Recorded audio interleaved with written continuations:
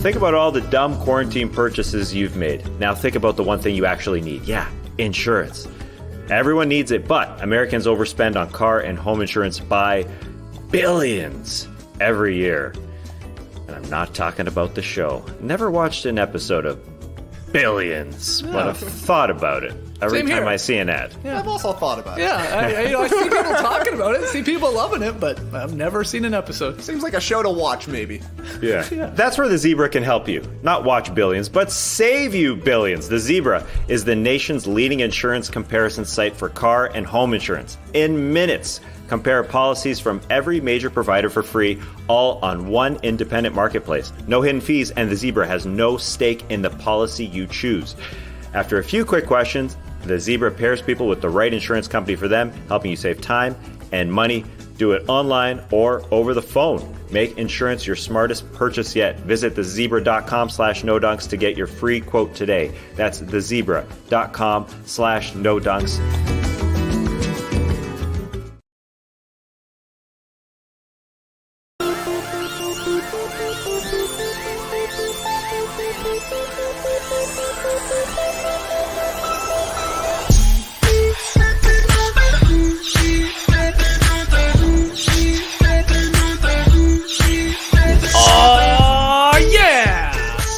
On the beach, the only place to read your emails and tweets. It's Wednesday, June 16th, and the NBA is officially drunk. I'm J.E. Skeets. We got Tass Mellis up in this mother. What's up, Tass? What's up, everybody? We got my top shot hot boy, fellow freak, Trey Kirby. Hey, Yo, the international man of mystery, always taking it to the max, Lee Ellis. friends. And making the magic happen, it's JD. Hello.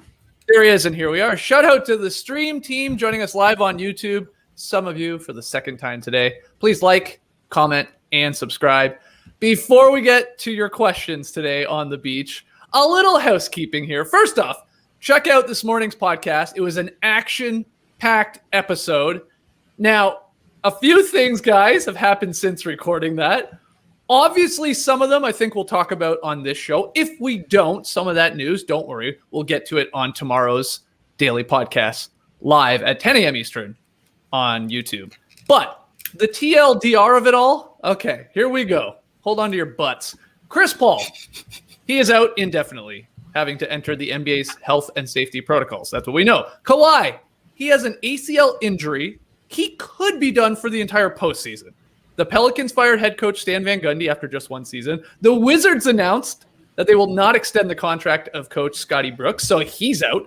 The Mavericks front office was blown up. Shout out to Tim Cato, the Kingslayer. Donnie Nelson is out as the Mavericks president of basketball operations after 20-plus seasons with the franchise. We know that. And there are reports trickling in here that Bob Voulgaris, who you might remember was the shadowy GM figure at the center of Tim Cato and Sam Amick's The Athletics reporting with all that drama going on. He might also be out. He has changed his Twitter bio. I can confirm that. Okay. So that's looking like head collector. Those are the two words as his Twitter bio. Oh my goodness. I think that's just a shout out to CryptoPunks. He's a big CryptoPunk guy. Made a huge buy, if I'm not mistaken, not too long ago. So I think that's what that's a reference to. But I see the correlation with the way things have been going down lately. It's looking like he and Donnie Nelson are going to be out there, and the Mavericks try and rebuild their front office. And Hornets guard LaMelo Ball has been voted the NBA's Rookie of the Year. Great timing by the NBA. I love it. They had that press release ready to go today on Wednesday. They're going to be a quiet afternoon test, and instead, we had 10, what it feels like 10 incredible headlines to try and dissect. So yeah, again, we'll get to some of that on today's show here on the beach, which is great. We got a second show today on Wednesday. And if we don't, we'll approach it or discuss it on tomorrow's show.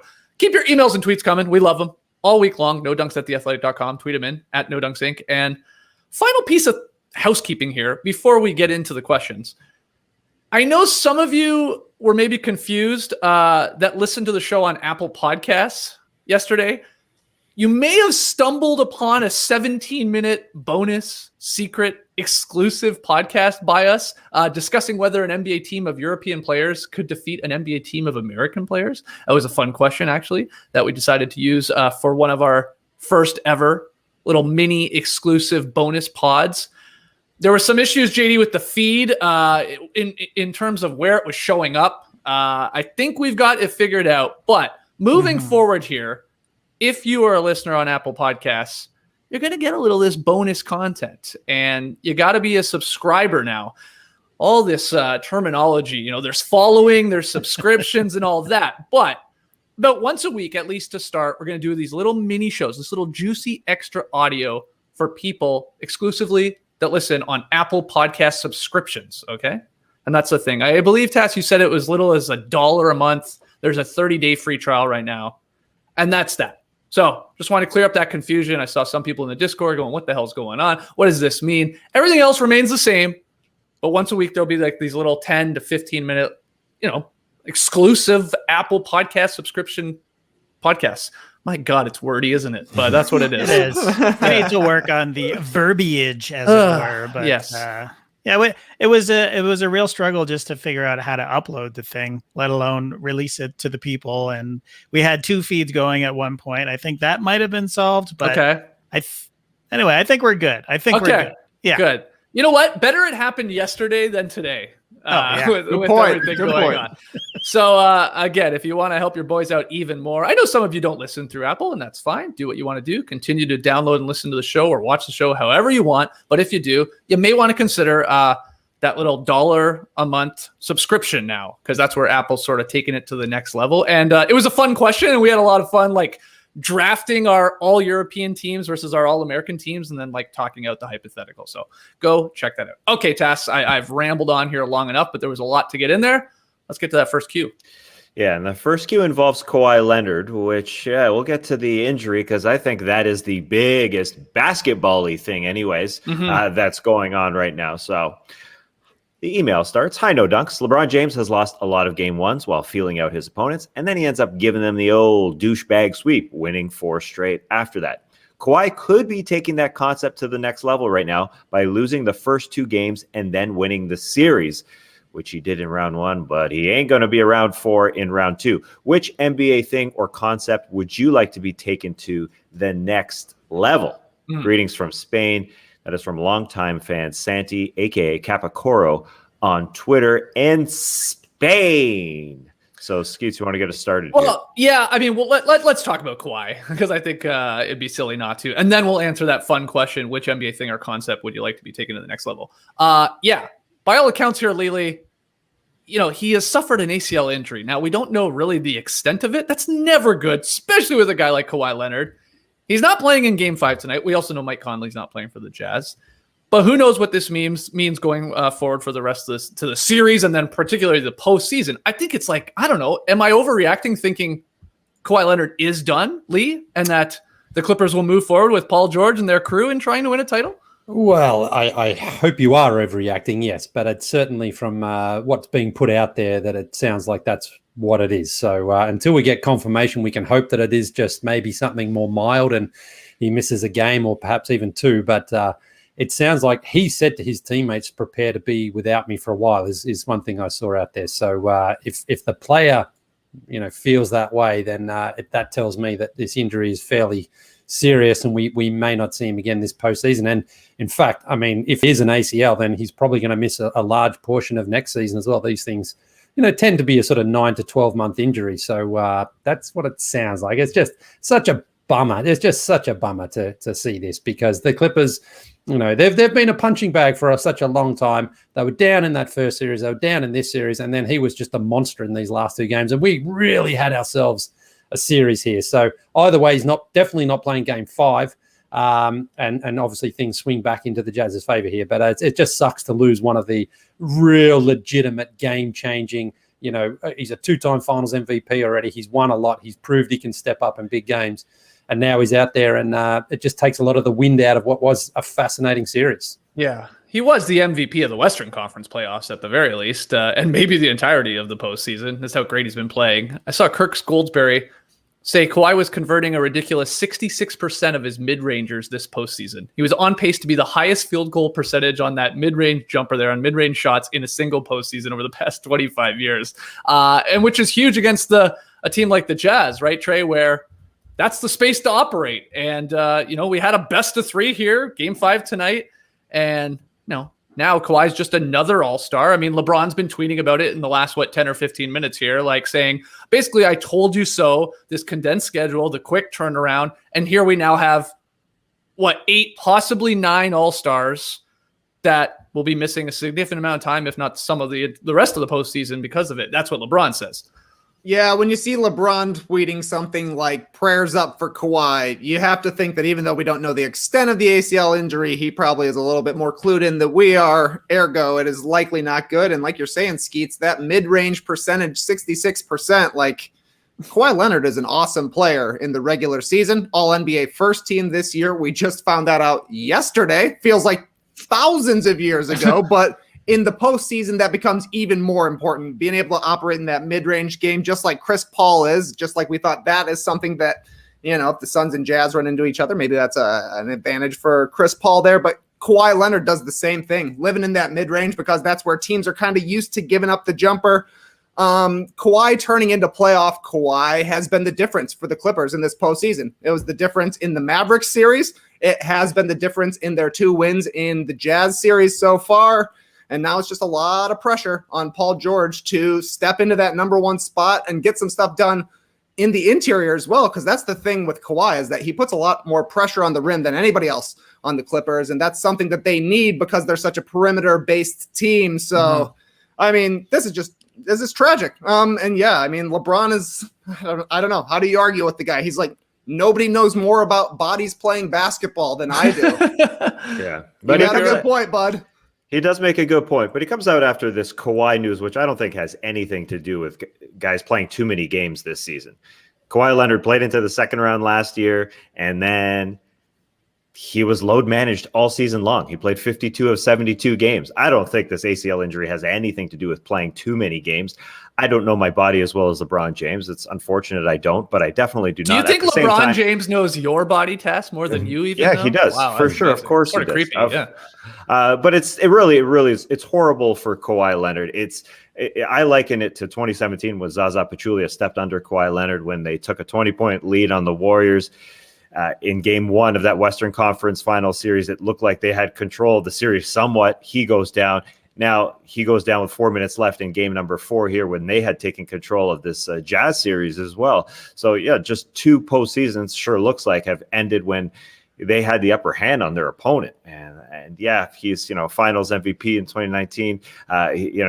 He got his with the Spurs earlier, but what could have been for a couple of these other playoff runs. Yeah, it seems like, the news has slightly changed from this morning when we were podcasting to, he's out for game 5. It's an indefinite period of time. Now it's from knee to an ACL. Yeah. And that just makes it seem like a longer term injury. And it just sucks that one of these, great players, obviously, and a great team that was hitting its stride, especially considering all the injuries across the league that we talked about this morning. And like LeBron is referring to, which he could be right about,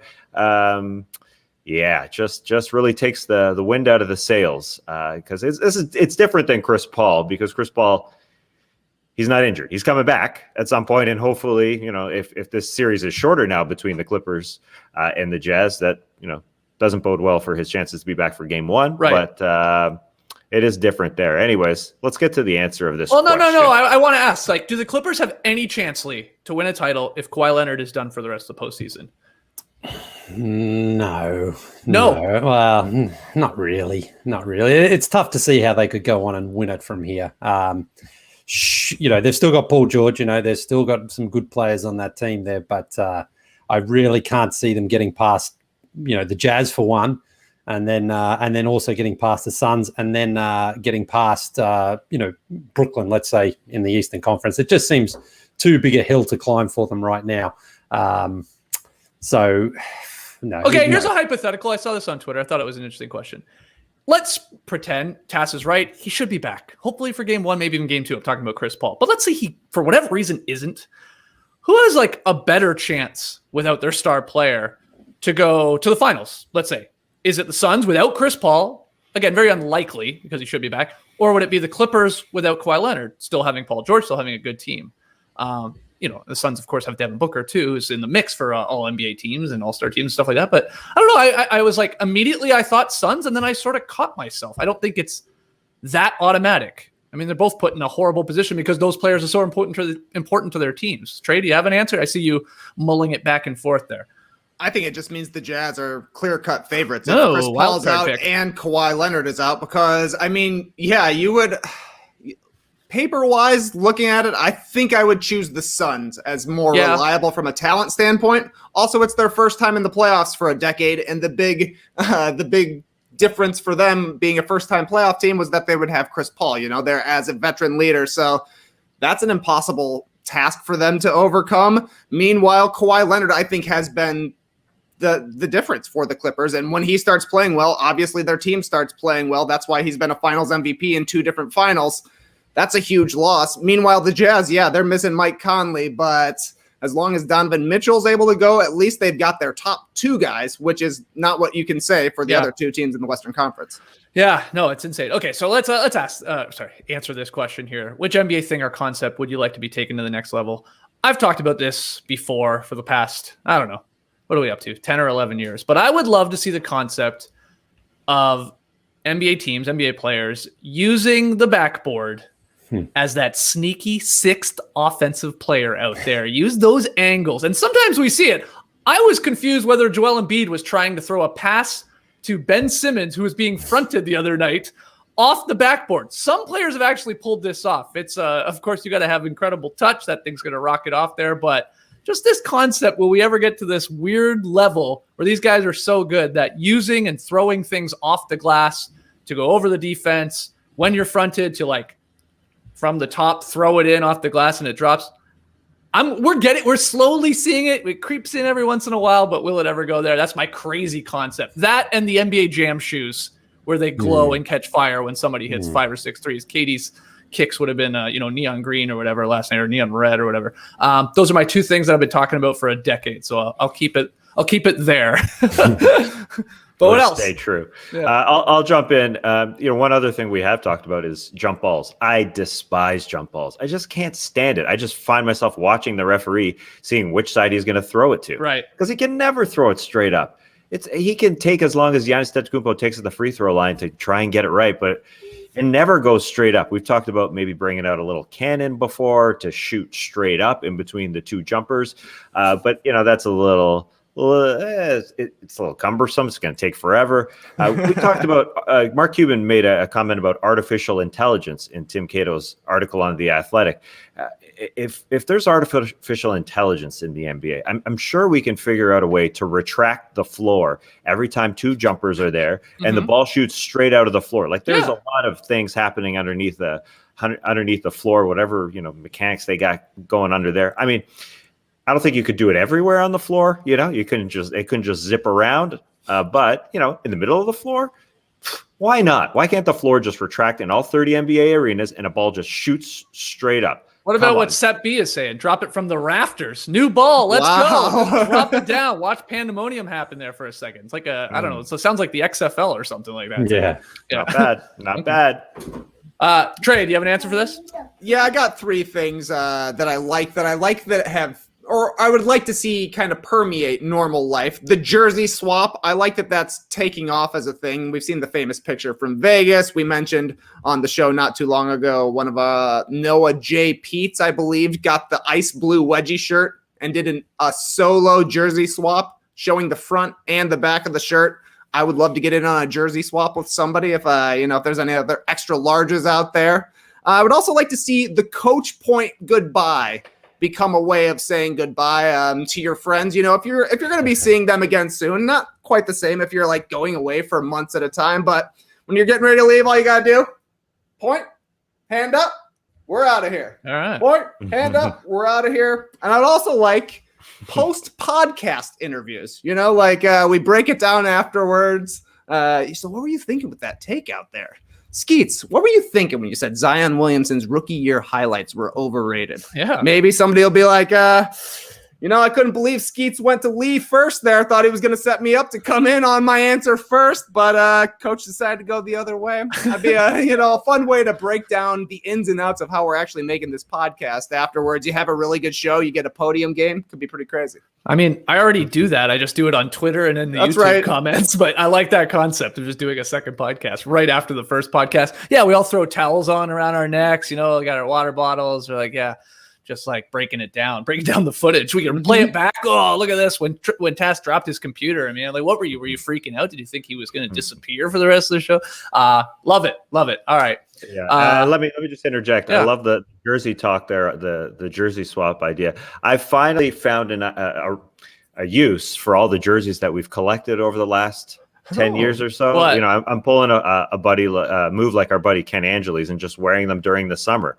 You found a move and just wear them. Yeah. Just wear them. Yeah. But strictly summer wear for pool wear. I mean, does anybody else wear them around? No. Trey Kirby's been doing that for a decade, I think, hasn't he? Yeah, you got to wear a jersey to the pool, but I was happy to see you embracing it as well. If I'm not mistaken, that's a Malcolm Delaney. Yeah. An old school Delaney. Looking good.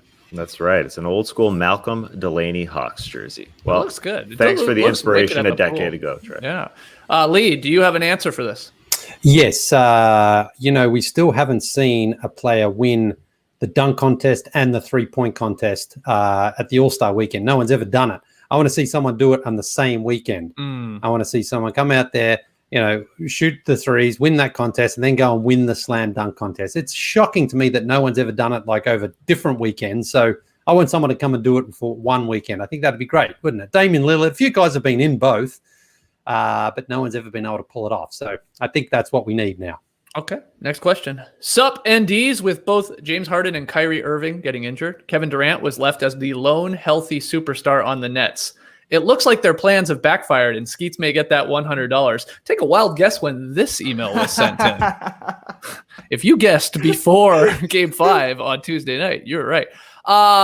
Luke goes on to write, what's a time there was a plan of yours backfired and you were left all alone at the end? Shout out to Luke Reese by way of Twitter with that question. TK, what do you got? Oh, it was just last weekend when I thought I was going on a nice family getaway until Lee cursed my vacation by planting the beef seed. I thought, you know what, I'm not taking my computer with me. There's going to be no roast beefs. People are more stringent about boxing out in the playoffs. You can't let one guy beat you on the glass. No way it happens again on a second vacation. But, of course, Nikola Jokic got that beef. The good thing, though, is that I went to a Culver's the day before the show, went to pick something up. I'm thinking, okay, this is going to take a while. I don't know if y'all know, probably not. Culver's, if you go through their drive-thru, it just takes a long time. They're fresh making your food, and it takes forever. So I'm thinking, okay, 20 minutes. I'm looking at my phone. I'm like, okay, it's been a little bit of time here. I better go check on some stuff. Uh-oh. They didn't bring me my order. We couldn't find you, sir. I'm thinking, why couldn't they find me? Perhaps it was because I was tucked away in the parking lot, recording a roast beef on my phone, screaming into my phone, that's a lot of roast beef.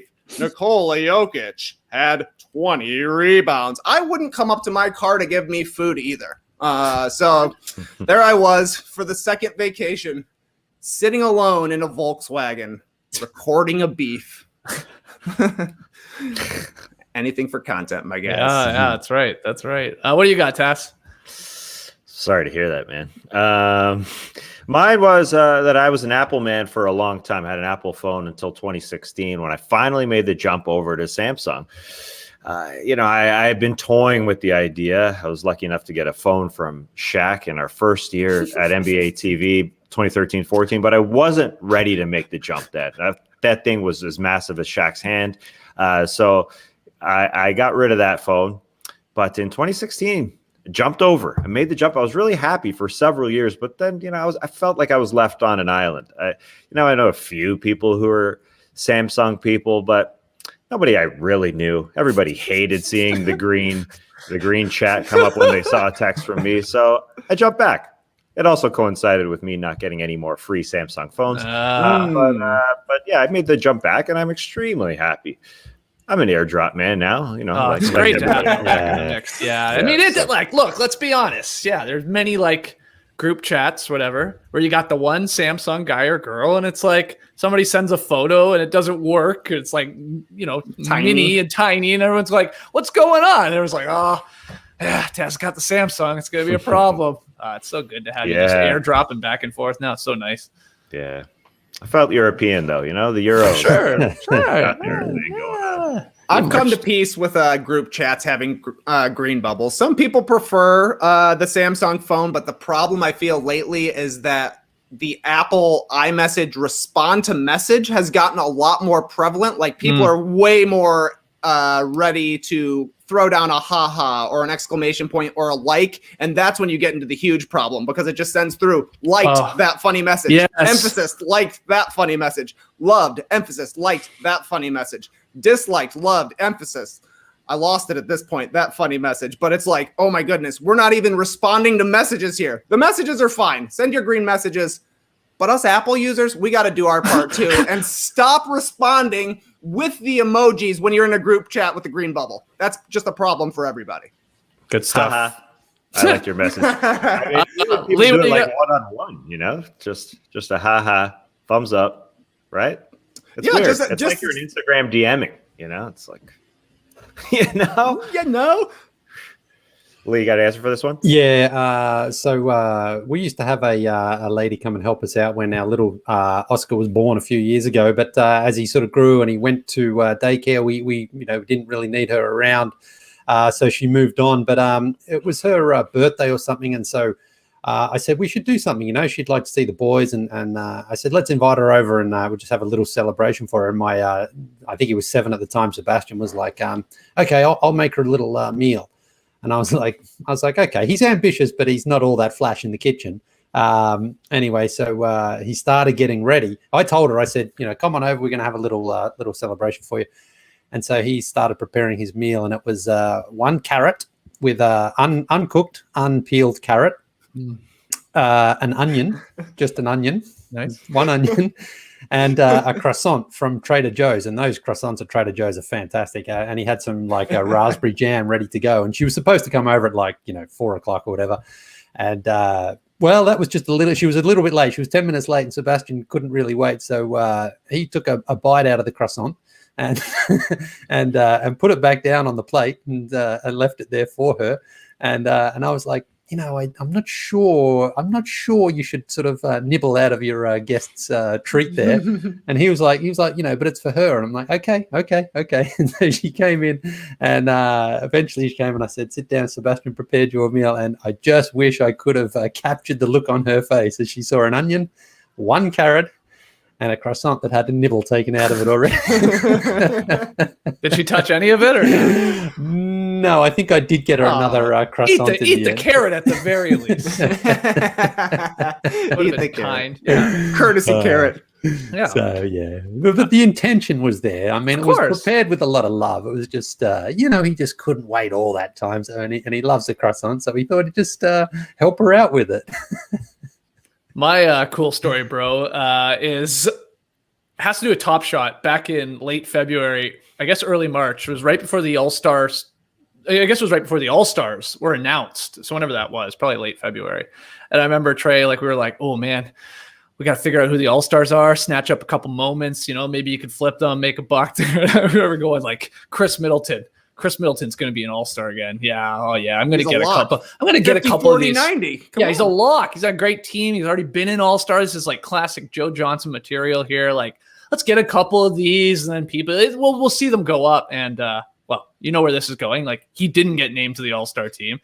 That's the first problem with my dumb plan that backfired. The second part is it's Chris fucking Middleton. No one's going to care whether he made another All-Star team with his Top Shot moment. So that one backfired. I ended up giving a couple away.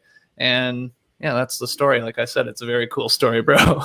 Still a big snub in my book, Skeets. I was with you. I thought Middleton was an absolute lock. Come on. The Bucks were balling. Crazy. 50, 40, 90, almost 25 a game. Sure, it's almost exactly what Tobias Harris did, and he wasn't an all-star either. But Chris Middleton, I thought he was going to do it. You need to change that Twitter bio to Mome Collector. Nice. All right, we got a lot more questions still to tackle here on the beach, but first, quick break to hear from our sponsors. Over the weekend we saw lots of throwback videos, photos from the Raptors celebrating their championship win. Skeets, I think you even put up a couple there because what an emotional time it was for us. Seeing the joy of seeing the Raptors claim a title, but that was offset by the realization that we're also out of a job. And while things have turned out pretty well, better than we could have expected here at The Athletic, for a couple of months there was some uncertainty. We didn't know if our show was going to continue and in what format, but for me in those months, I fired up the old LinkedIn account and I hadn't really been paying too much attention because we were in a great spot there. But I was really impressed with what I found. So many different ways of getting your name out there, connecting with other people in the industry, and just seeing what opportunities are out there and seeing what other industry leaders are up to as well.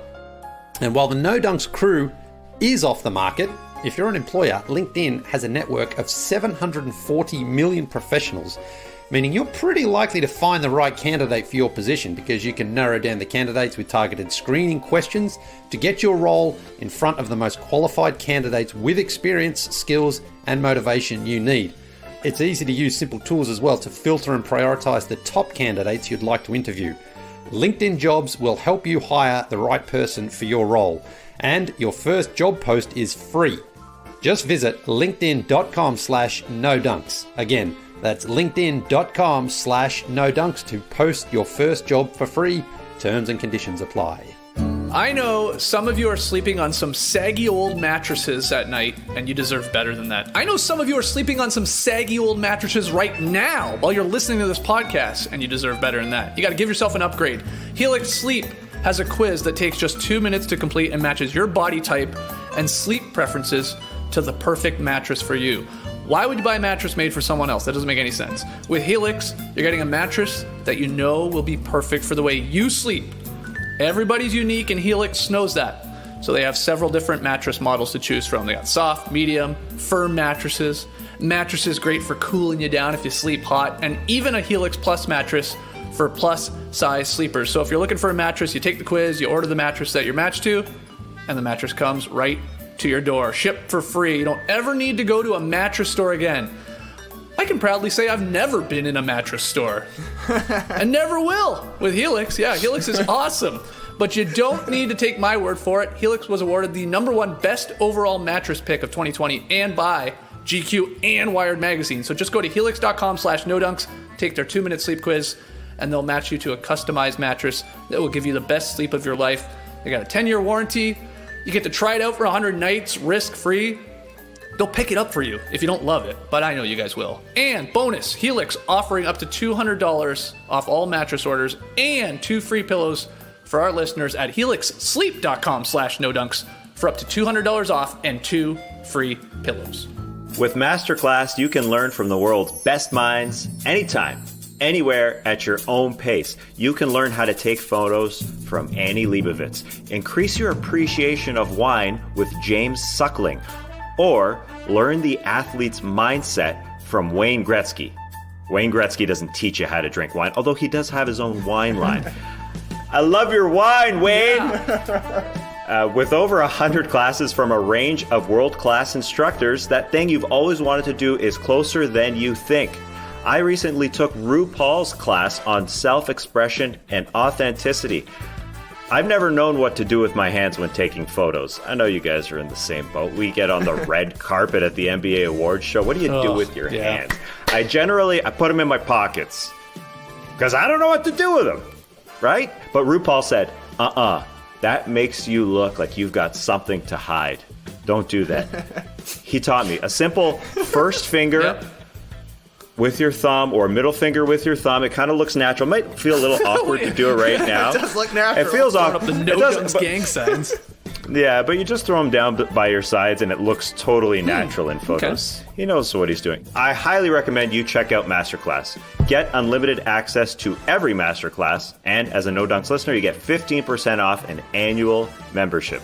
Go to masterclass.com/nodunks. That's masterclass.com/nodunks for 15% off Masterclass. Yeah, buddy. Back with the show. I love when we find out we have new listeners or viewers live on YouTube. And I know that Step is probably a new one when he said, going back to Lee's story. That's the definition of the carrot. There's no need to point out it's uncooked and unpeeled. What does he eat? Unpeeled carrots. Yeah, a lot of people do. You can. You certainly can. Yes, you can, but I think most people expect them peeled when they serve. Oh my god! What, you don't? You're going to someone's I house don't and think they got you have the hummus right to talk about what's correct or incorrect when it comes to carrots. I mean, I brought this up because you always talk about the uncooked carrot is just a carrot. Yeah, I know, but you don't serve. anyway. You don't serve unpeeled carrot. I've never seen that. Serve them probably not, but you can eat them from the garden. Man. Of course you can. Man, but it's one of those things. Like, you don't. Someone's got the hummus or the guacamole there. Usually they're peeled and cut. Yes. I mean, Yeah. Are you If you see carrots? I'm not disagreeing with that you're part. expected to be- yeah. I've never eaten a carrot with guacamole. Never. Wow, you should try it. Carrot with guacamole. I don't think I ever It's will. dip. It's Yeah, I know. Anyway, shall we move on? Next question. We all have players we were convinced would be good and who we continued to believe in even as they produced disappointing year after year after year. Skeets with Jason Maxiel, me with Rodney Stuckey, says the emailer. But discussed less often are those players who you are convinced are bad, even as they string together great seasons. For example, I was convinced Bradley Beal would be a bust coming out of college, and I continued to believe he was an overrated, injury-prone chucker until just a few years ago. My question, what players were you convinced were bad long after they had proven that they were good?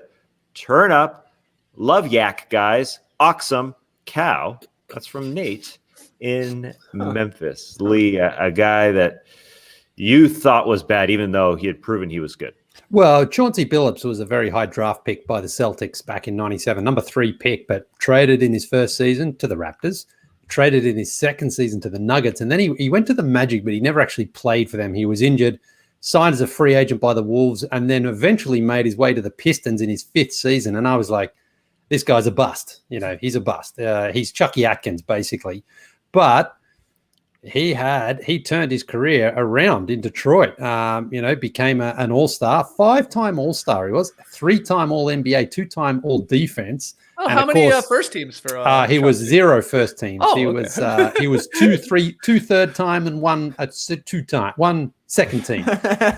This is why we don't talk about it, because it gets mad confusing. That's The old 3-1-1-3. But He was a 1-2-2-1-3-1-3-1-2-1-2-1 all NBA performer. Got him in the Hall of Fame. But Chauncey, he turned out to be good. I still didn't really, look, when he won Finals MVP in 2004, he deserved it. He was really good in that series, and that was pretty much when I was like, yeah, okay, he's not bad. But there's a little bit of MVP. Well, He's not bad. Okay, I'll give him that. Up until that point, I was like, I'm not sure he can step up. He had that reputation for Mr. Big Shot. A little overrated, if you ask me about that part of it. But anyway, he would be, I believe, he's one of only 2 guys in NBA history, I believe, who's been a Finals MVP before he was even an All-Star. Because he wasn't an All-Star until 2006, which is kind of funny, that's... you would think that comes first. There's one other guy. Does anyone want to take a pop at who it is? It's Kawhi? not Wasn't Kawhi, Kawhi, is it? was No, it? not Kawhi. How about He's got a connection Cornbread to Maxwell? No, I didn't go that deep. But this guy has a connection to Chauncey Billups. Wow. Could it have been Manu if he won Finals MVP? So he No, didn't because win Manu Finals, he should. was an All-Star in 2004, I believe. Oh, that was early. This guy has a connection because he's from the same team as Joe Dumars? Joe Dumars Nice. in 1989. Wow, he Yeah. wasn't an all-star. Wow. No, he became one in 94 or something like that. But Wow, yeah. good. So anyway, Chauncey, he turned into a pretty decent career, but certainly wasn't going that way at the start. Do you guys remember him as the Raptors? I mean, Sure. yeah, remember him on the team. It wasn't all that amazing, like you've pointed out. He was fine, but that is a good one, honestly. I mean, the guy that drafted that high, that bounces around to that many teams to start his career, it's like you're going to maybe sour on him pretty quickly. But to turn into a Hall of Famer, or what, is he in? No, he's a borderline guy, yeah. Not yet. He Well, possibly could get it. He possibly could get it. Yeah. And then he reincarnated as Kyle Lowry. So Yeah. Kyle Lowry's getting in the Hall of Fame. Yeah, exactly. Who do you have, Tess? For me, I'm going Raptors. Jonas Valancuinas. Let's go. Yeah, because 2011, maybe it's just me being holding a bit of a grudge, but I thought the Raptors should have drafted Kemba Walker instead of Jonas Valancuinas. Was desperately looking for a guard, just like Chauncey Billups, turned out to be better somewhere else. So Jonas Valancuinas definitely developed into a really, really, really good player and a fan favorite in Toronto, and he's still kicking the snot out of opposing centers right now, a decade later. But yeah, I was just it's me being very grudge-worthy. I just wanted the Raptors to take Kemba Walker, so that's where I was with that one. Jonas it's impressive that he's still going. This was it took him a year to come over, I believe. So I think that this is season number 9, I believe. But still playing really, really well. Still beefing it up in the NBA. TK, what's your answer for this? Oh, it's obviously Paul George. Paul George finished 3rd in MVP voting, and I was like, this guy is terrible. Paul George is obviously very good. The problem for me has always been that his handle's not tight enough, and I think that's a problem. That's why he doesn't get to the rim as easily as a Kawhi Leonard does, and another comparison for him, obviously back in the Bulls day, was Jimmy Butler, and that's what I always loved about Jimmy Butler was he wanted to shoot layups and free throws, and Paul George wanted to shoot 3-pointers. It went poorly for Paul George in the bubble last year. I said I was over being a Paul George hater, and I'm on his side for tonight's game. I would like to see him actually shut some people up, myself included. I would love to say some nice things about Paul George tomorrow. We shall see how he handles this kind of pressure. Oh, my God. He has to have...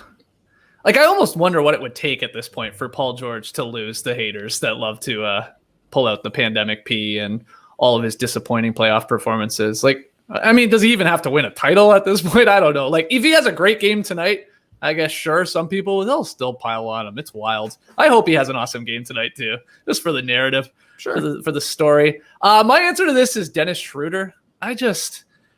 Watching him here in Atlanta, he got a lot of opportunity, and he's a decent player. But man, as a point guard, you were left wondering, this guy, he makes a lot of strange decisions.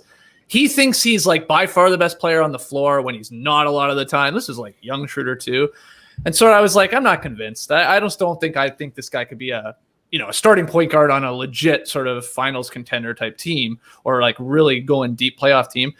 He's proven me wrong a little bit. He went to OKC and really flourished in that role under Chris Paul and sort of that 3-guard system there with SGA, and then finds his way to the Lakers and has his ups and downs. At times I'm haha, I knew it. And then other times you're wow, this guy's actually really good. And, he definitely bets on himself, and maybe that's going to backfire. See what type of contract he gets.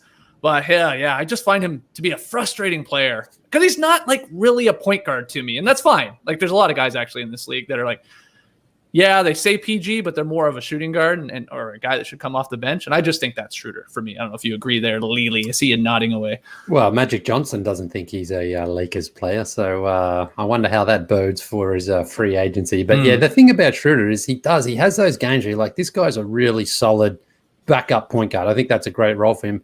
But he does tend to sort of admire his own shot and his own game a little too much still for me. He gets a shot and he sort of struts and he's yeah, man, I'm cool. He's confident, man. I know. He does not like in that department, which makes him a good sort of sixth man. Those guys are usually wired like that. So maybe that is his best role. He doesn't think so, of course. He thinks he should start. Yeah. He's got a really quick first step. He can get to the rim. And he can hit that 3, but he does drift in and out a little bit at times with his consistency. So I'm not sure where the best role is for him and on which team, because I think he does bring a little bit of attitude baggage with him, which can rub some people up the wrong way. Possibly. I see the stream team is suggesting Reggie Jackson, and I kind of feel that that's a very similar character to Dennis Schroder. 100%. When they've got it going, they're on fire. And, Reggie Jackson has been very good for the Clippers, but it's also Reggie Jackson's going to just be hitting 7 threes a game now? Is that seriously something that's happening? I don't know. Maybe Schroder needs the same sort of thing, a little bit of things didn't work out well for Reggie Jackson at the end of his Detroit tenure, and now he's bounced back with the Clippers. Maybe this shenanigans with Dennis Schroder turning down a big extension and then having a dud of a playoff series. Maybe he comes back even more fired up, just like Reggie. Yeah, it's possible. Next question. Hey, mates, what are your all-time NBA fly-on-the-wall moments? What NBA meetings, decisions, etc. do you wish you could have been present for? An obvious one for me is the first Michael Jordan retirement. Oh, to be in the room with David Stern and MJ. Curious to hear your thoughts. Love your work. Cheers. That's from Ben V by way of Sydney, Australia. Tass, why don't you get us started? Fun question.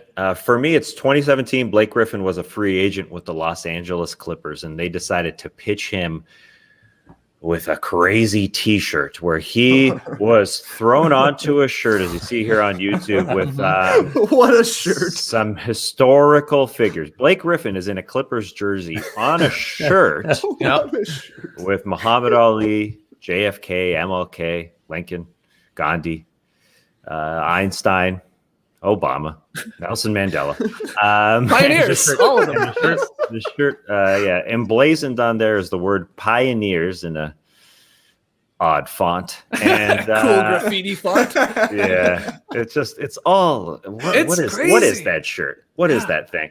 And then they ended up signing him. So I suppose it worked. But then they traded him months later. That same season, they said, nope. Not enough of a pioneer this year, Blake Griffin. You out of here. And I mean, they're pioneers for doing that, I think, in the NBA. I don't think any other team has ever put one of their players on a shirt with historical figures like that. Let it be known that happened, and then traded him just months later. You're right, a franchise, you're a guy, and yeah, he obviously was extremely pissed about that. And there's the classic video of him warming up with the Detroit Pistons against the Los Angeles Clippers. I guess it was the next time they played. And Steve Ballmer, Clippers owner, comes up for a handshake, and Blake just jets. Didn't see him. Didn't see him. Didn't see him. No chance. Yeah, so that's a unique one, man. As who the heck made that decision? Yeah, didn't they also? Unless I'm like mixing up sort of stories now in terms of recruitment or keeping players and signing them, like. Did they set up some weird, like, almost exhibit, like he was going to eventually go in the Hall of Fame as a Clipper, and like it was like this is your life type of thing? You know what I mean? I think you're exactly right. Like a massive production. This is what it would be like if we retire your jersey as a Clipper someday. Yeah, you're the Albert Einstein of the NBA. Einstein is also a weird inclusion. I totally think on that one. The Albert Einstein of the NBA, Blake Griffin, and then in just a few months, he gone. Yeah. Handshakes. People in the stream team saying, where can I get that shirt? Yeah. I mean, I'm sure you can find it on eBay. There's got to be some bootlegs out there. And also people saying, you guys got to sell that shirt or a variation of that shirt on the No Dunks website, in the No Dunks store. I would love Lee Ellis's head as the Blake, and then a bunch of hilarious pioneers with you, Lee. Is there anyone in particular you would love to see on the same shirt with you, Lee? Give me three. Andrew Gaze. Okay. Yeah. Okay, yes, Australian pioneers. That's good. Yeah, that's good. They don't have to be basketball, though. I think it's funnier if they're not. Who else? Well, Paul Hogan. I think, and Michael Hutchins. Shirt? What about Michael Hutchins? What about him? Yeah. What about this Australian guy? Stream team, let us know if that's a shirt you'd like to see. Australian pioneers. I would buy that. People are saying the Torpedo. Oh yeah, Thorpe. Yeah, he'd be great. WNBA Lauren Jackson. Right? Lauren Jackson. She'd be great. Yeah. Okay. Nicole Kidman, throw her on there. Hugh Jackman. Yeah, definitely. Sure. Nicole. I'm not sure if it's known elsewhere, but Nicole, I think, was born in Hawaii. And I think she lived in England until she was 10 or something like that. So a bit of a looser connection, I think. I don't think, she's Australian. But who is the most famous Australian, though? And it doesn't need to be like I guess it could be a celebrity, but like, who is it? Of all time? Because yeah. Wow, I don't know. I mean, I'm thinking Olivia Newton-John? I mean, probably. Pioneer? It's possible. Angus Young. This is great. I would love this is a great shirt. This is a great shirt. Yeah, right. Elle Macpherson was huge for supermodel. Yeah. Yeah, it's wow. It just depends, I guess, on what your field of interest is, sort of, the most. I mean, Greg okay, Norman. Lee, I got it for next week's Apple Podcast subscription exclusive. Lee Ellis counts down the top 10 Australians of all right. Yeah.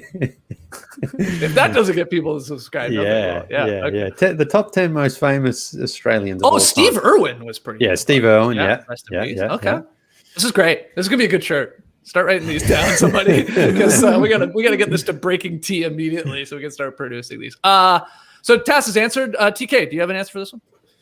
Oh, I forgot which question we were answering here, Skeets. Oh, where would I like to be a fly on the wall? Yeah. There was that famous story from Kevin Arnovitz not too long ago about Robert Sarver bringing a goat into the front office of the Phoenix Suns, and the goat proceeded to take a dump on the floor of Ryan McDonough's office.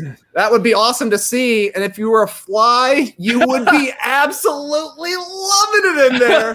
Not only do you get to see some NBA history, your favorite smell. Yeah, you wouldn't be a fly on the wall. You'd be a fly on the turd. That's there. right. What about you, Lily? Well, I think it's. I would love to have been in David Stern's office when the Tim Donaghy stuff came through, because, just because David Stern was such a person who liked to control the message and the image of the league, and gambling. He was dead against gambling under any circumstances in the NBA, and to have a referee, and they had the wiretaps, and they had evidence, and it was like, this guy is shaving points or influencing games. That must have been honestly David Stern's worst nightmare, I think, because the integrity of the league was at stake, and when you've got a referee who was in playoff games as well, and the mafia were after him, he had a pretty violent temper, people say, behind the scenes, but that never came out in public. We never saw David Stern go crazy, but there's some great stories about him, like with owners and things like that well, where he's just unloaded on a few of them, like guys like Mark Cuban and that.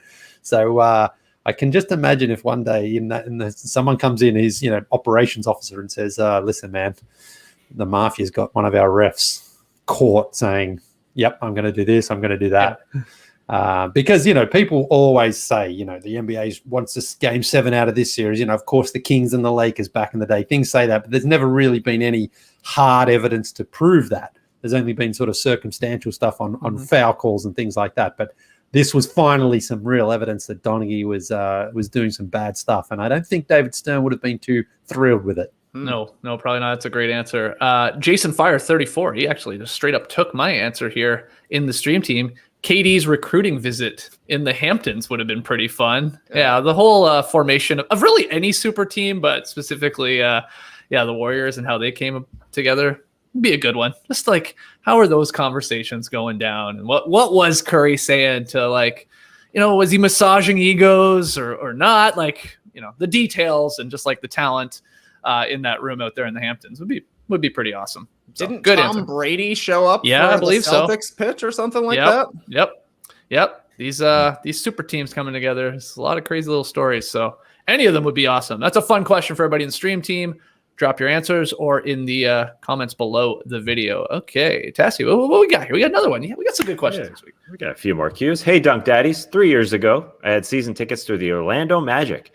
And in a game against the Pacers, there was this very tall kid with huge hair in front of me. I figured it was just some random tall guy, but as soon as I thought that, someone asked to take a picture with him. Still had no idea who he was, but the next morning, the very first video on my YouTube recommended was Nasir Little highlights. And yes, I found out that the kid that was sitting one row in front of me was eventual Portland Trail Blazers draft pick Nasir Little. A bit creepy that his highlights would randomly pop up on my phone the next morning. But my question, have you ever unknowingly encountered a celebrity or NBA player and then figured it out later on? That's from Austin E. Lee. You got an answer for this? Specific question. So this is kind of funny talking about Australians, because when my wife and I went to Australia for the first time 10 years ago, we went from Toronto to LA. And, sometimes if you see a celebrity and you're not expecting to, you sort of almost think you know them. And as I was boarding the plane, I walked past the first class section on, Air Canada, American Airlines, something. And I saw a face I recognized, and I sort of did the odd, oh, hey, as if we were friends. Yeah.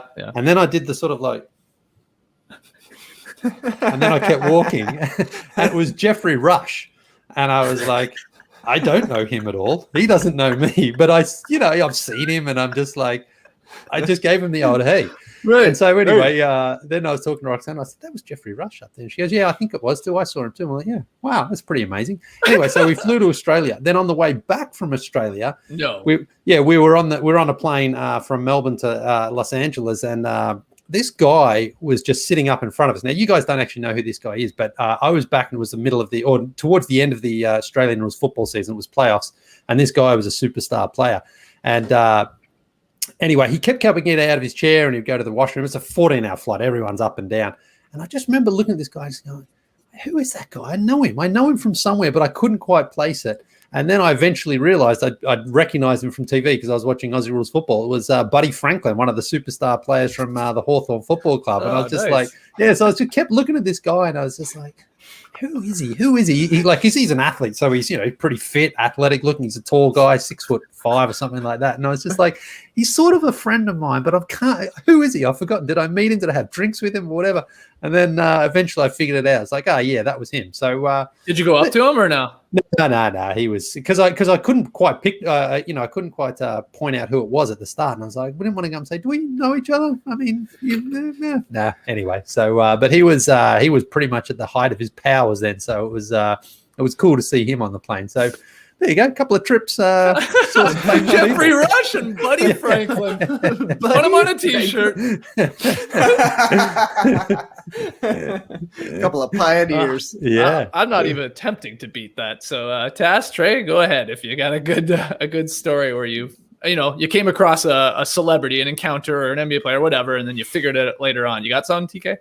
No, I don't have a good answer. One of my superpowers is actually recognizing celebrities where you wouldn't expect them, but I could have easily been sitting next to Buddy Franklin at any point in my life and had no idea, so I guess they sometimes sneak by you. We're going to have to learn some Buddy Franklin facts for next week's top 5 famous Australians. Can't wait for that. I assume he was talented, was he, Lily? He still plays, yeah. He still plays? Yeah, he still plays, yeah. Wow. I think it was just after that season he signed one of the biggest contracts ever, like a 10-year contract. But he won a couple of championships and, he was just a superstar, super talented player. And, he's never won the MVP, but I think he came close a couple of times. So, Lance Buddy Franklin. Lance Buddy Franklin. There's a fact. Didn't know his name was Lance. We're already learning things about Buddy Franklin. Okay. I sat next to this guy on a plane for sure. You got a photo? JD, you got a photo of Buddy Franklin? Maybe we've all sat beside him. Yeah. I'm going to upload a couple of clips from YouTube after the show to link to this show. Yeah. He was good. He's a good player. That's Lee's version of the post-game press conferences. Anytime we talk about some random sport that none of the rest of us know about, we get the YouTube follow-up half an hour after we're done recording. Okay. Tash, do you have an answer for this? Quick one. I walked by the late, great politician, activist John Lewis at the Pancake House here in Atlanta once. He was having breakfast with somebody, and I stopped, and it was one of those, like, is that John Lewis right here where I'm eating breakfast? He likes the same greasy pancakes and sausages that I like, and it was definitely him because he caught me staring at him and was expecting me to go up to him because everybody who sees him, I'm sure, goes up and talks to him.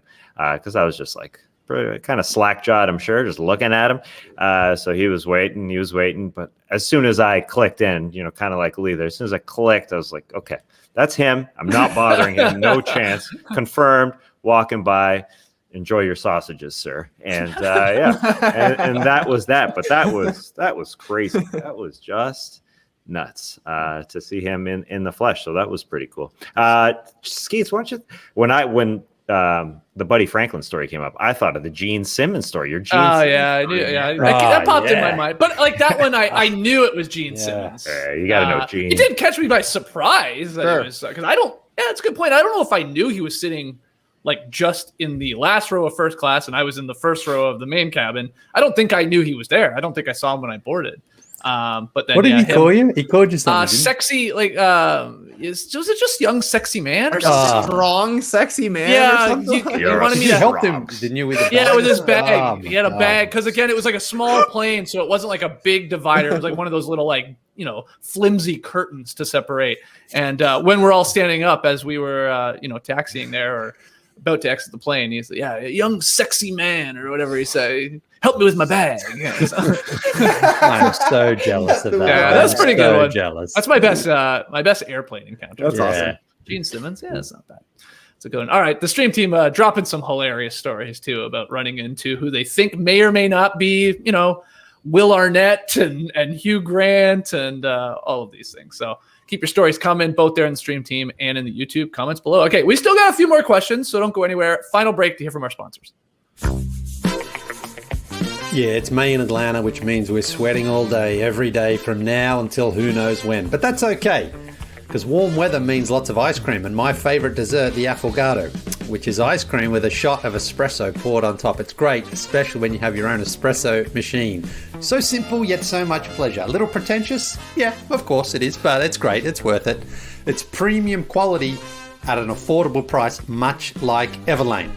Because Everlane clothing is exceptional quality and ethically made, which is really, really important here. They sent me a couple of pairs of sweatpants, which I was able to wear before it got too hot down here. I wore them to morning drop-off at school, and let me tell you, the other dads, pretty envious. Even if they didn't say it to me, I could just tell I was cool pants dad, because they were so comfortable and so relaxing and stylish as well. With more styles than Stilinski, Everlane has sustainable wear for whatever mood or groove you're in. Want to hit the town with your friends? Everlane has you covered. Or if you want to just have an easy night on the couch watching Cobra Kai, you'll feel pretty comfortable in your best Everlane Dax. Trust me, I know I did. Go to everlane.com/nodunks and sign up for 10% off your first order plus free shipping. It's easy to get returns within 30 days of your ship date, so you get a whole month to try that stuff out. And then if you don't like it, just send it back.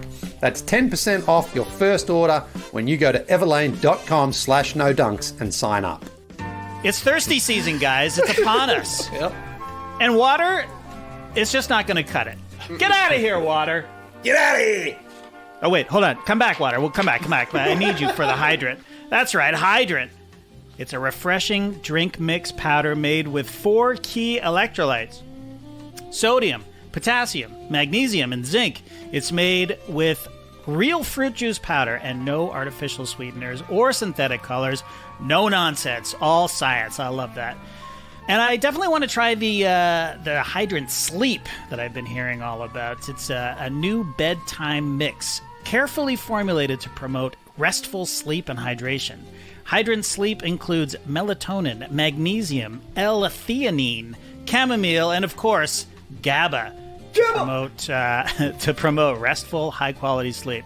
Plus, it's backed by a 100% satisfaction guarantee. If you don't love it, just send it back for a full refund. And we've got a special deal for our listeners. To save 20% off your first order or subscribe and save 30% off your first subscription order, go to drinkhydrant.com/nodunks or enter our promo code NODUNKS at checkout. That's drinkhydrant.com/NODUNKS and enter promo code NODUNKS for 20% off your first order. Drinkhydrant.com/NODUNKS and enter promo code NODUNKS to save 20%. We thank them for sponsoring the program. Hydrant, where water meets wellness. All right, our next question here comes from Brent. Hello, gentlemen. On a recent Beach Steppin podcast, Trey dropped an unverified fact. Birds can recognize human faces. It reminded me of something else I learned from y'all. Some years ago on a classic episode of The Starters, Taz told us all that we should not be cleaning our ears with Q-tips and that we should let that wax ride. Thank you, Dr. Mellis. I never cleaned my ears again. What is something that you could easily verify, but instead you just chose to take at face value? Turn up. Love you guys. Awesome. That's from Brent Worcester in Massachusetts. Tass, but you got an answer for this? Well, I wanted to address this because I like Brent, barely clean my ears. The wax buildup is it's been building for years, but I think it's affecting me. Sometimes I think my hearing is going, and maybe it's because I'm getting a little older. But I've had some problems the last couple of years. I mean, on Friday we're at the Hawks game, and Lee was talking to me, and there's definitely pyrotechnics going on in the background. But I was like, "What? I can't hear you." It's like I look around and people are having normal. Franklin, do you know Buddy Franklin? I saw him. I think I saw him in the urinal. There he is. There's Buddy, looking good. That's here. what he If was you're yelling watching the YouTube. Yeah, big Buddy, big good looking buds. man. Yeah, Still playing, huh, Buddy Franklin? Yeah, Anyway, he's still playing. yeah, okay. Anyways, you can continue that story next time we go to the Hawks game, Lee, because Well, funnily enough, Buddy was playing for the Hawks when I saw him. The Hawthorn Hawks. The Hawthorn Hawks. Yeah. Cool. Anyway, so yeah, I just even the last couple of years, just feel like I had a problem with my earpiece at NBA TV. It's like, is there just a bit of fluid buildup in here? Like my one ear was good, my one ear wasn't. I went to go check. I went and had a hearing test done. Everything was good. The old hearing test, which I frickin' hate. They shove stuff way up in those ears. Not fun. But I'm just worried. I'm worried, Brent. I'm worried for you. I'm worried for me. I'm worried maybe the wax buildup is backfiring on us. But listen, don't use Q-tips. Just find another way. Anyway, that's all I wanted to add to that. So I have to think that is the most well-received advice that has ever been given on this show. Because as soon as you said it, I was the same way as Brent. I was like, Tass would never lie about this. I can never use a Q-tip again. I've gone with a finger and a Kleenex. We've talked about it a lot before, but it wasn't really a problem until earbuds started getting back to popularity. And now I'm like, they should just make Apple EarPods yellow at this point because, I mean, the white or the black, it's showing a lot of yellow, unfortunately. But, I guess that's just healthy. It's healthy for your ears, maybe not your AirPods. Lee, what's something you could easily verify, but you just, take it face value? It doesn't really happen anymore because of smartphones, but if ever you're traveling and you used to have to get the old map out, and you would sort of look for something or you would ask someone for directions. I don't know. Did somebody time that? Like just while he was talking about his phone? That's the ringer. Yeah. Classic ring chime. I've got another the volume. Delivery. The volume's down as well, and it still makes noise. Anyway. But sometimes when you just say to someone, "Hey, where's the shop I'm looking for?" and they tell you, and you just don't listen to instructions. You could easily say, "Okay, just let me write this down. Let me get it. Let me double check it." But if you ask someone for directions, you just sort of just don't listen to them. You just don't. And anyway, so now, as I say, you just Google anything in your phone and you just follow the little blue dot to go to where you need to go.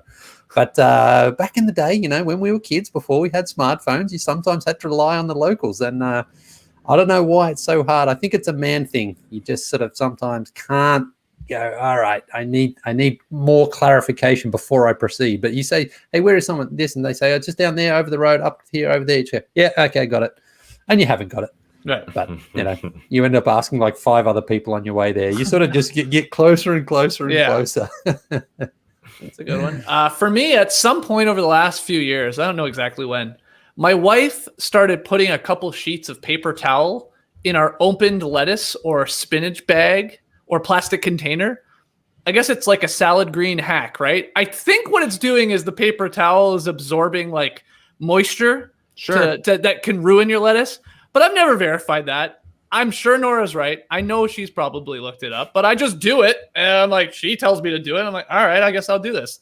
And I'm always like, is this actually doing anything? But I guess it is. Do you follow up on the paper towel afterwards? Is it damp? More damp than you would expect? I guess it is, but I mean, I guess it is. So I'm sure it's working. I guess my lettuce is lasting longer. The freshest lettuce out there. Yeah. It's apparently a good hack there for everybody. You just throw that paper towel in. Like I'm talking about, of course, like you've opened a bag of spinach or lettuce. Then when you're going to reseal it, either in a plastic container or back in that bag or a Ziploc bags, throw a couple sheets of paper towel in there. It absorbs the moisture. I don't know if that's true, but I've been doing it for the last little while. Nora says to do it, so I've continued to do it. Sounds legit to me. Every little bit helps. In our house, it's keeping batteries in the fridge. Do they last longer if they're cold? Why is that the case? I don't know, but all of ours are freezing. I know that's the case around here. If you want a battery, it's right by the pesto sauce. But so what, you buy them and put them in the fridge, or when they like get flat, you put them in the fridge? No, we buy the pack. We buy the pack and they stay unrefrigerated. Right. Refrigerate after opening is kind of the policy here in the Kirby household. So as soon as you need, you order a package of 16 batteries, you need 2 of them for the remote control. The other 14 are getting stocked in that fridge because the cold keeps the charge longer. I don't know. Is that possible? I mean, no clue. maybe, but when your car gets really cold outside and your battery's really cold, it doesn't start. So my in-laws do the same thing. Batteries up on the fridge door, on the inside of the fridge door. Wow. Yep. Really weird. Because it's weird because then you take them out and they're at room temperature forever. Yeah, I don't know. I don't know. I don't know. The thinking is somehow a fully charged battery remains fully charged longer or drains slower than a normal temperature battery. We have no idea if it's true. That's a great one. I've heard of people that do it too, for sure. You're not alone. Yeah. And the reason why they're not selling them in stores and fridges is so they can turn them over faster. Oh wow! Whoa. Yeah, they should be in the cold section. They should be right beside the milk and stuff like that. I'm gonna start moving all the batteries I see in a grocery store over to the open cold section. Oh, you're keeping these in the warm section? I'll move these over here for you. Keep let's them do that. refrigerated. Everybody start doing that. Actually, don't. It's probably dangerous. Anyone else? Who's got an answer for this? Everybody else answer? I can't remember if everybody. I can't remember at this point. That's fine. I think so. I don't feel like everybody answered, but we can move on. One more. Last one here. Hey, No Dunks crew. My 8-year-old son is somehow obsessed with 80s rock music. Not exactly sure how this happened. It's not like I'm putting on Def Leppard to listen to at home, but it's nostalgic to hear the songs I loved as a kid. After listening to the drop on Friday, I thought he'd get a kick out of Lee's whistling Guns N' Roses, so I queued it up for him. Like JD, I didn't pick up on the tune, so I didn't expect much. But after literally 3 seconds, my son yelled out, "Patience" by GNR. Well, he calls him GNR too. I was shocked and way more proud than I should have been. Lee, you have at least one fan out west. So when was the time you underestimated someone and they surpassed your expectations? Thanks for helping me stay sane through the pandemic and beyond. Vax up. Love you guys. Awesome. That's from Brian in Palo Alto, California. Skeets, you got an answer? A time you underestimated someone and they surpassed your expectations. Well, just quickly with the Patience GNR, because of that show, and I'm sure I put it in the write-up or something on YouTube. Now the number one recommended video every time I fire up YouTube is Patience by Guns N' Roses. It has since that show. So they're either listening or they've picked up on what I was writing and what you were doing in that show. Yeah. A time I underestimated someone and they surpassed my expectations. I'm just going to show you her getting a dog, guys. The greatest thing I ever did. Oh my goodness. Oh, look at her. She's so cute. Luna. She's sleeping. We won't wake her. I was excited to get a dog, no doubt, but I don't know. I was like, lots of people got dogs. It's fine. I like dogs, but I've never had one. How good could it be? How great could it be? I was wrong. It's better than I ever imagined. I love this little girl now. Look at this guy. Can't even sit straight in his chair because he wants everybody to see his dog. Look, she's so good. So yeah, it was getting a dog. I mean, I wish I've said this before. I wish I had a dog way sooner now, but this one was meant to be. The time was right. That's right. Have a dog. A man's got to have a dog. You really should. And women should have dogs too. Everybody should have a dog if you can. If you can. Dogs. If you can. If you can, you get it can be expensive. It'd be nice if you got the space and all that. Yada yada yada. God, love her. Look at her. Hey, look at that. One more. Look at that little sausage. I've had my dog for a decade, and I've seen your dog on the internet more in the past 1 year. Oh man. For sure. So everybody, shout out to Joel Myers. No, I'm not. No. See, this is where you're wrong, my man, Joseph. That's why we got a dog. A dog we can leave with somebody else for a while. We can go do things. Anyway, that's my answer. Who's got another one? Let's wrap this baby up. Lily, what do you got? Well, I've got some trivia for you. How many views do you think Guns N' Roses Patience has? On Vivo. I don't even know where to start. I mean, like 20 million? I don't know. 20. Give me 450 million. Okay. Yeah, Trey's much closer, but still low. 600. 606 million views on Vivo. Not their most watched video, though, I believe, is guess what their most watched video is? November Rain. Yeah, have a guess how many that's got. A billion. 800. More. Whoa! Wow. It's pretty impressive. Wow. 2 billion. 1.6 bill. Bill. It's a long video, I too. know. They Yeah, watched it's a all the way lot to of the end. playback minutes. I know.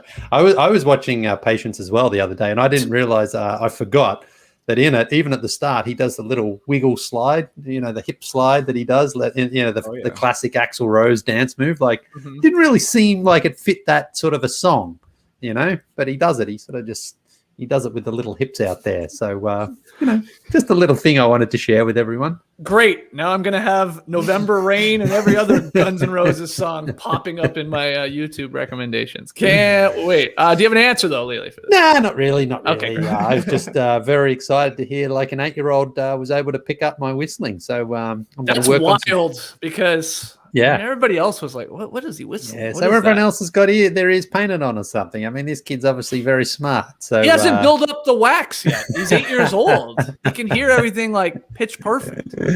All right. Yeah. So great song. Great fun. Trey, Tass, answers before we go?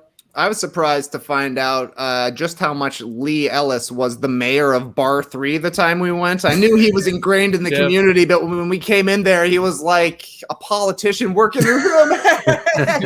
He's the John Lewis of Bar 3. Yeah, exactly right. And then we got into the workout. Us three are struggling. Lee's killing it. I was like, no wonder they asked this guy to squat on the website. Yeah, they're gonna remove him though. I asked you the other day, Lily. You still doing Bar 3? Still, going or doing it at home? And you said no. I said, they're taking off that squat photo off the website. Yeah. No consistent workout right now. I want to get back into something, but the funny thing is about Bar 3. The first time I went was to pick up Roxana, and it was an incredibly intimidating environment. Being the only dude, and like 30 women came out from a workout. Everyone's all sweaty and that, and I just felt like, wow, I've never been this outnumbered. But once you get in, once you go on the other side of the rope and you become one of them, oh man, it's a different experience. It was so much fun doing those workouts. I'd love to get them back into my routine if I can, but no real window right now for that, unfortunately. So, okay, we'll see. I mean, I don't have a great answer. You mentioned the dog. I mean, I wasn't a cat man growing up, but then I was with a girlfriend for a long time, and she had a cat, and I wasn't extremely excited about this cat, but Bojangles, great cat. Oh man, we're great friends, me and Bobo. Animals, pets, we're not deserving of them. Man. We really aren't, man. We really, truly are. Let's call it there. Woo! Another epic beach stepping podcast. Thanks to everybody that sent in questions. Keep them coming. NoDunks@theathletic.com. You can tweet them in at NoDunks Inc. as well. Make sure you go check out this morning's podcast. Had a lot of fun talking about KD's masterpiece there in Game 5. Got into the All-NBA selections and snubs, and that got heated a little bit. Lots of fun. And we'll be back tomorrow, Thursday at 10 a.m. Eastern live to break down tonight's 2 pivotal Game 5s with both series tied at 2 games apiece. We got the Hawks and the Sixers, followed by the Clippers and the Jazz. That one is in Utah. So 2 games on tonight. We're back tomorrow to break them all down. We'll talk about LaMelo winning Rookie of the Year. All of this like late breaking news, or at least some of the other stuff we didn't really address here on today's show or this morning's show. So join us then. If you haven't got a subscription to The Athletic, go to theathletic.com/NoDunks so they know we sent you. And I believe that's it. Clip Rose. You heard it here first. Have a great time. Turn up. Love you guys. Awesome. Thanks for joining us. And remember, as Lee sort of outlined there with Bar 3, gym-timidation is a real thing. Brace the day, people. You could stay